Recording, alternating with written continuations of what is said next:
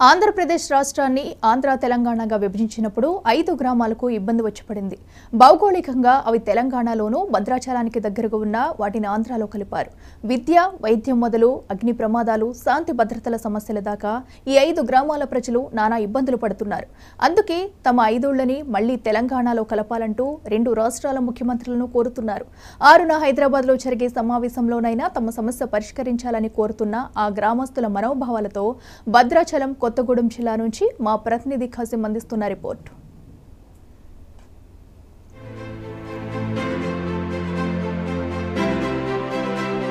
రాష్ట్ర విభజన సమయంలో గుండాల, పురుషోత్తపట్నం, పిచ్చుకలపాడు, కన్నాయిగూడెం, ఎట్టపాక అనే 5 ఊళ్లను తెలంగాణ నుంచి తప్పించి ఆంధ్రప్రదేశ్లో చేర్చారు. అయితే ఇవన్నీ భద్రాచలానికి 10 కిలోమీటర్ల దూరంలోపే ఉండటం వలన అన్ని అవసరాలకు భద్రాచలం మీదనే ఆధారపడాల్సి వస్తుంది.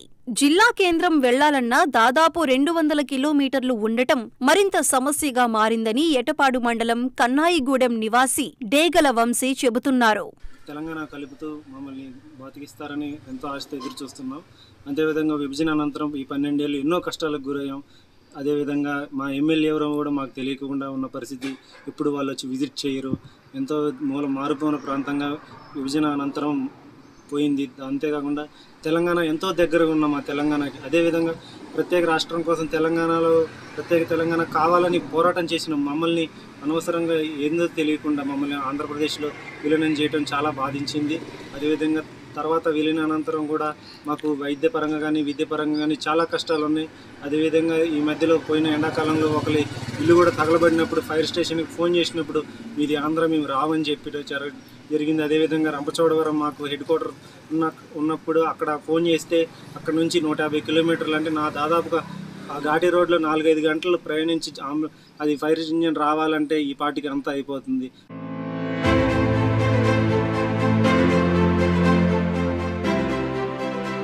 తెలంగాణలోని భద్రాచలం నుంచి దుమ్ముగూడెం, చర్ల మండలాలకు వెళ్లాలంటే మధ్యలో ఆంధ్రాలో కలిపిన గ్రామాలను దాటి వెళ్లాల్సి వస్తుంది. దీనివల్ల భద్రాచలం వచ్చే భక్తులకు ఇబ్బందులు ఏర్పడుతున్నాయి. భద్రాచలంలో ఉన్న రామాలయం భూములన్నీ ఆంధ్రాలోని ఈ 5 పంచాయతీల్లో ఉండటం వల్ల వాటిని కాపాడుకోవటం కూడా కష్టమవుతోంది.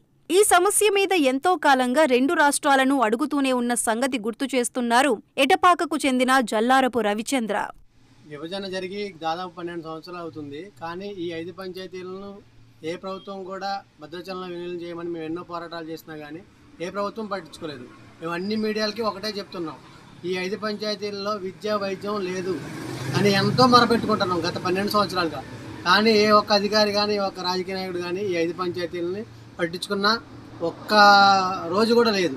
కానీ ఈరోజు 2 రాష్ట్ర ముఖ్యమంత్రులు భేటీ అవ్వడం 6వ తారీఖున ఇది చాలా శుభపరిణామం. ఈ సందర్భంగా మేము 2 రాష్ట్ర ముఖ్యమంత్రులకు ఒకటే కోరుకుంటున్నాము, మా 5 పంచాయతీలను దయచేసి భద్రాచలంలో విలీనం చేయండి.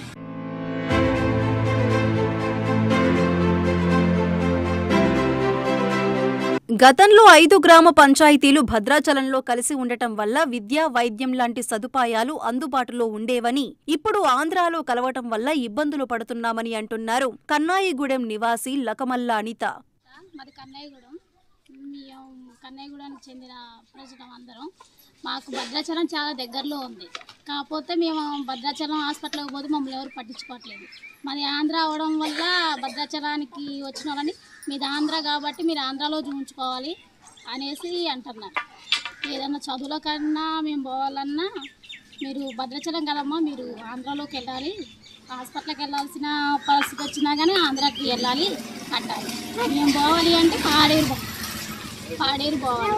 పాడేరు అంటే 277 కిలోమీటర్లు ఉంది. అంత దూరం పోవాలని మాకు చాలా ఇబ్బంది అయింది. కాబట్టి మాది భద్రాచలం దగ్గర ఉంది కాబట్టి అందులో కలపాలని కోరుకుంటున్నాం.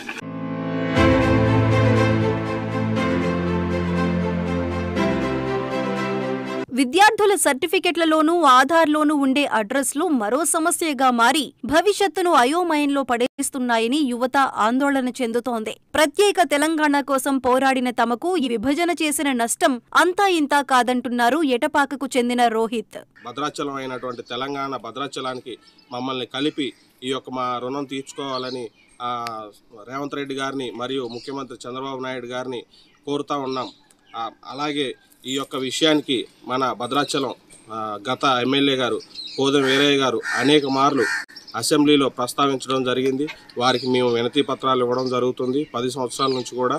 కాబట్టి ఈ యొక్క విషయాన్ని మీరు పరిగణలోకి తీసుకొని దీన్ని ఈ విభజన అంశాల్లో మాట్లాడుతున్న ఈ 6వ తారీఖున మమ్మల్ని తెలంగాణలో కలపాల్సిందిగా కోరుతున్నాం.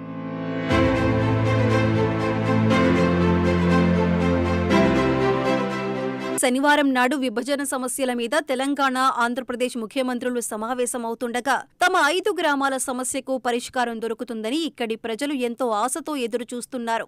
ఇది రాజకీయ సమస్య కాదని, సౌకర్యాలకు సంబంధించిన విషయంగా పరిగణించాలని విజ్ఞప్తి చేస్తున్నారు.